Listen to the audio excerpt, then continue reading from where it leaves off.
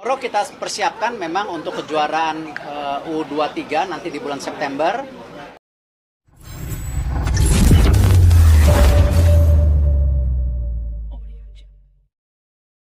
Gelora Bung Karno kembali menjadi saksi pertandingan penuh emosi, namun kali ini bukan tawa dan euforia yang bergema, melainkan kekecewaan.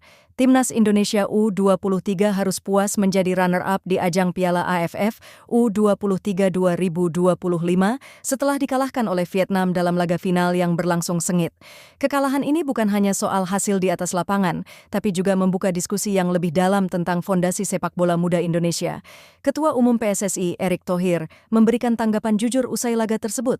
Alih-alih mencari-cari alasan, Erick secara terbuka menyatakan bahwa tim yang turun di final kali ini memang bukan skuad terbaik yang dimiliki Indonesia. Bukan tanpa sebab, sejumlah pemain kunci tak bisa bergabung karena konflik jadwal dengan klub, cedera, hingga keterbatasan waktu pemusatan latihan.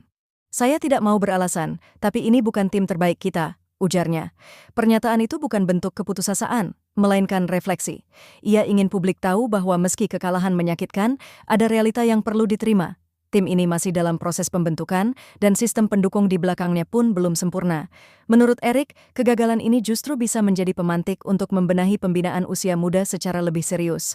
Dalam pertandingan tersebut, semangat para pemain Garuda Muda tak bisa diragukan. Mereka tampil habis-habisan, menciptakan peluang, dan bermain dengan determinasi tinggi. Namun, terlihat jelas ada ketimpangan dalam organisasi permainan dan kedalaman skuad. Beberapa pemain tampil di luar posisi aslinya, dan koordinasi antar lini kurang solid. Ini bukan karena mereka kurang berbakat, tapi lebih karena minimnya waktu untuk membentuk chemistry dan sistem permainan yang matang. Banyak yang menyayangkan absennya nama-nama besar yang sebelumnya tampil cemerlang di SEA Games atau kualifikasi Piala Asia. Namun lagi-lagi, ini bukan sepenuhnya kesalahan pelatih ataupun federasi.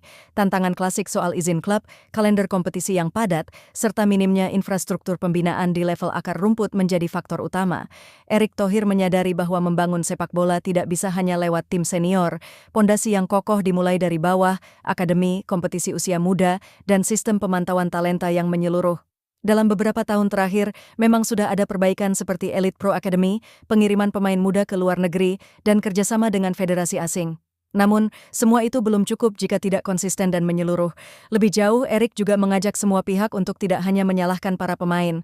Menurutnya, para pemain muda yang berlaga di AFF 2025 ini sudah menunjukkan karakter dan mental petarung. Mereka layak mendapat apresiasi, bukan cacian. Yang harus kita koreksi adalah sistemnya. Kalau sistem kita sudah benar, maka tim terbaik akan terbentuk dengan sendirinya, ungkapnya. Kekalahan ini, meski pahit, bisa menjadi titik balik. Sama seperti bagaimana Jepang dan Korea Selatan membangun fondasi sepak bolanya selama puluhan tahun sebelum akhirnya mampu bersaing di Piala Dunia, Indonesia pun perlu menyusun peta jalan yang realistis dan terukur, bukan hanya berambisi meraih gelar jangka pendek, tapi menanam benih kejayaan jangka panjang. Publik Indonesia tentu kecewa. Harapan untuk melihat Garuda Muda mengangkat trofi di kandang sendiri pupus sudah. Namun jika kita mau jujur, kekalahan ini juga mengingatkan bahwa euforia tidak bisa menggantikan kerja keras jangka panjang. Dibutuhkan kolaborasi semua pihak, federasi, klub, pelatih, pemain, dan tentu saja dukungan supporter yang konstruktif. Final Piala AFF U35 sudah usai. Tapi pertanyaan besarnya justru baru dimulai. Kemana arah pembinaan sepak bola Indonesia selanjutnya? Erick Thohir sudah menyuarakan keterbukaan. Kini saatnya langkah nyata diambil, mulai dari pembenahan kalender kompetisi agar tidak tumpang tindih, peningkatan kualitas pelatih usia muda, hingga memastikan klub-klub memberikan ruang bagi talenta muda berkembang. Garuda Muda mungkin gagal di final, tapi jika kegagalan ini bisa jadi titik awal reformasi menyeluruh, maka hasil di atas lapangan hanyalah bagian kecil dari kemenangan yang lebih besar di masa depan.